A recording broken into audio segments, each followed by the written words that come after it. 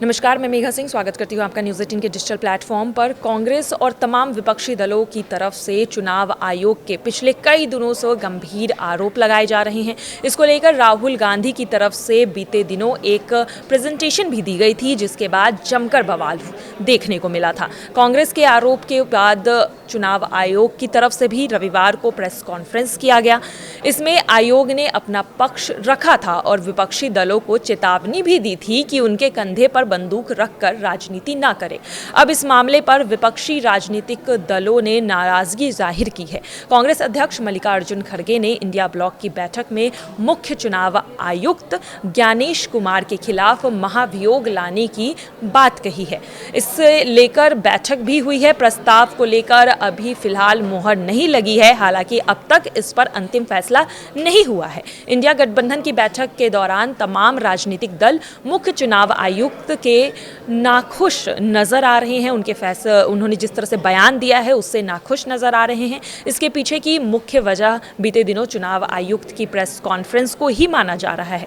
ऐसे में देखा जा रहा है कि इस प्रेस कॉन्फ्रेंस में चुनाव आयोग ने कांग्रेस समेत तमाम राजनीतिक दलों को सीधी चेतावनी दी थी कि गड़बड़ी अगर है तो इसके सबूत दे या एक हफ्ते के भीतर हलफनामा भी दाखिल करना होगा, और अगर ऐसा नहीं होता है तो 8 दिन के अंदर अंदर जो विपक्ष है वो माफ़ी मांग ले। उन्होंने डायरेक्ट राहुल गांधी का नाम तो नहीं लिया था, लेकिन अब इस पर मुद्दा गरमाया हुआ है और अब महाभियोग लेकर आना चाहती है विपक्ष। और देखना यही होगा कि चुनाव आयोग वर्सेस जो विपक्ष का ये मामला चल रहा है ये और आगे कितना तूल पकड़ता है।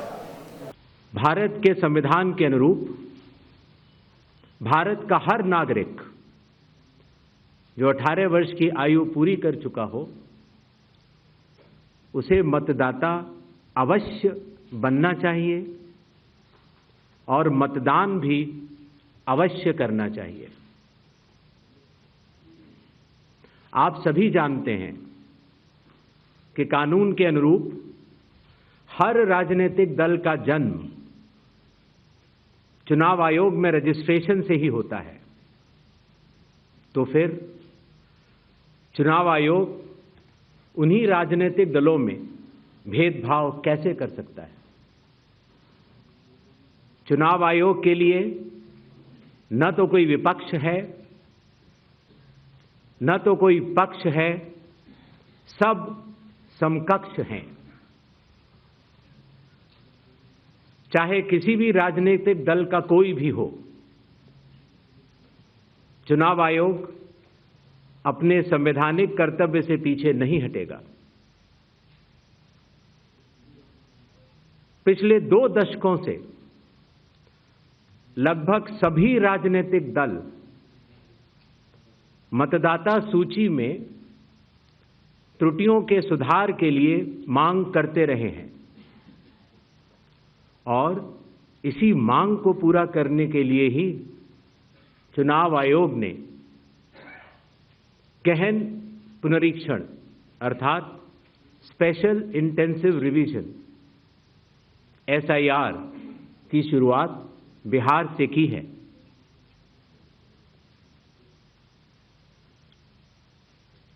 SIR की प्रक्रिया में सभी मतदाता बूथ लेवल ऑफिसर्स और सभी राजनीतिक दलों द्वारा नामित 1.6 लाख BLAs ने मिलकर एक प्रारूप सूची तैयार की है।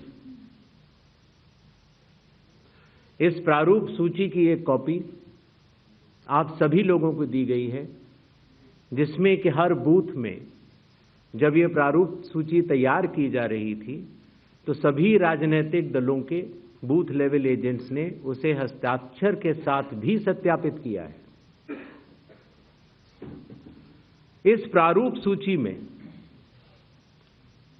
त्रुटियां हटाने के लिए एक बार फिर निर्धारित समय परिधि में सभी मतदाता और राजनीतिक दल मिलकर अपना बहुमूल्य योगदान दे रहे हैं। विगत आंकड़ों के अनुसार स्वयं मतदाताओं ने लगभग 28,370 ऐसे क्लेम्स एंड ऑब्जेक्शंस दिए हैं और जो मतदाता 1 जुलाई को 18 वर्ष की आयु पूरी कर चुके हैं या 1 अक्टूबर को 18 वर्ष की आयु पूरे करने वाले हैं, ऐसे 1,03,703 मतदाताओं ने भी अपना आवेदन फॉर्म 6 और डिक्लेरेशन के साथ किया है।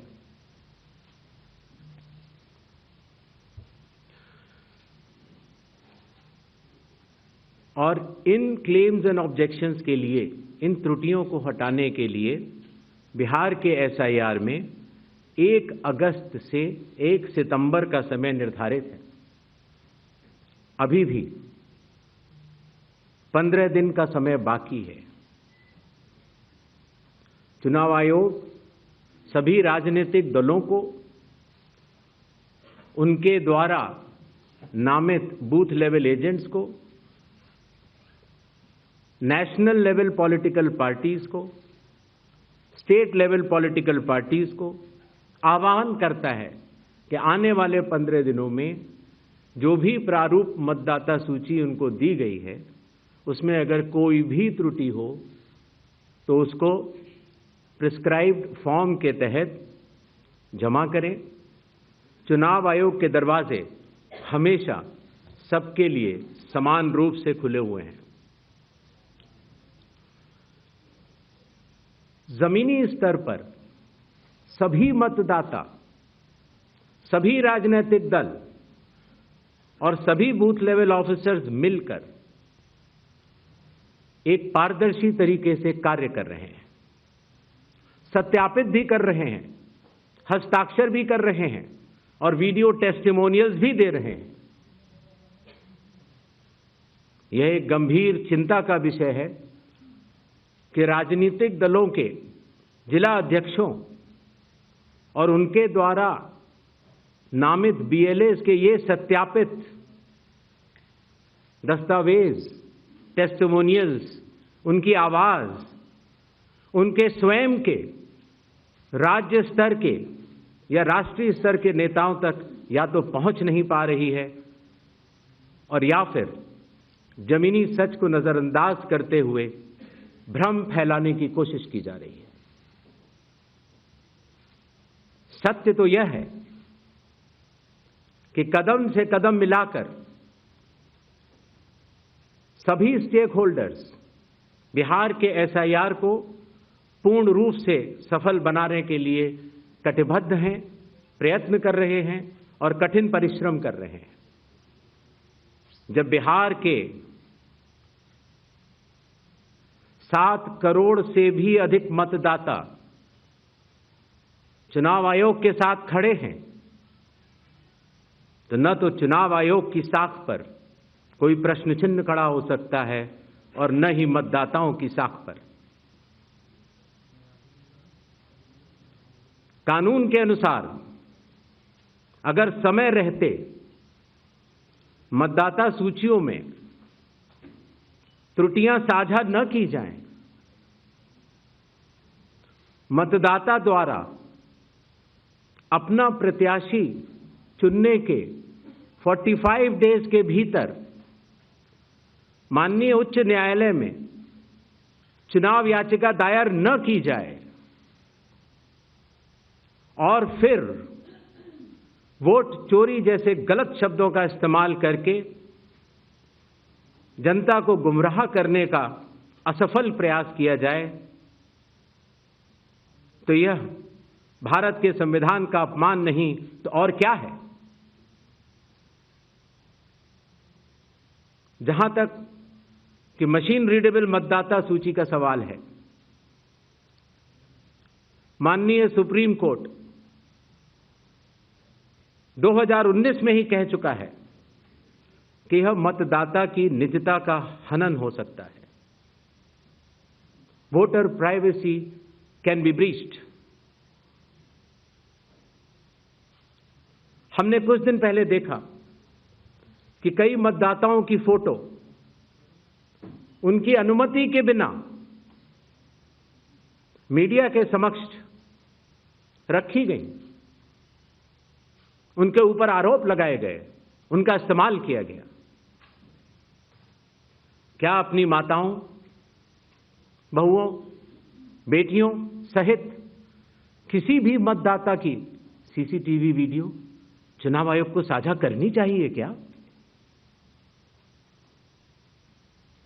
मतदाता सूची में जिसका नाम होता है वही अपने प्रत्याशी को चयनित करने के लिए वोट डालता है। लोकसभा के चुनाव की प्रक्रिया में